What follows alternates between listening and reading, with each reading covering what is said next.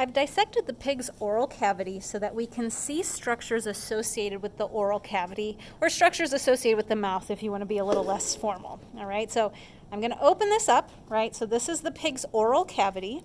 You can see the external nostrils here, right? The tongue is here in my hands. And let's point out some other features that you can see. See if I can zoom in just a little bit more so you can get a good look at these structures. We will start with the teeth.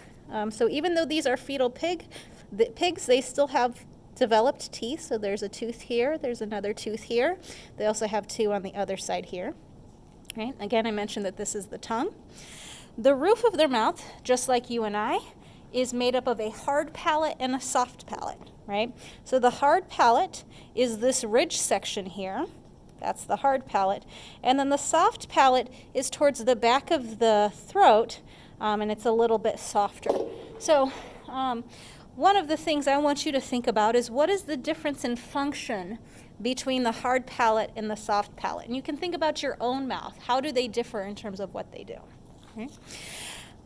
Another feature that you see here in the oral cavity is this little flap of tissue here. This flap of tissue is called the epiglottis, and if you'll notice, see if we can get that in focus, there's a hole, right? So the epiglottis, epi means above, epiglottis is above the hole, which is the glottis. So this hole's the glottis, this is the epiglottis.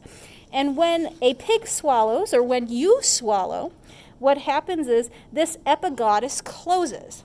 And the reason for that is that the epiglottis leads to the trachea or the windpipe, which will lead towards the lungs. So it's really important that this closes during swallowing so that food doesn't end up in the trachea or in the lungs. So again, we've got the epiglottis here, that flap of tissue, and then the glottis is the hole, which will lead down to the trachea.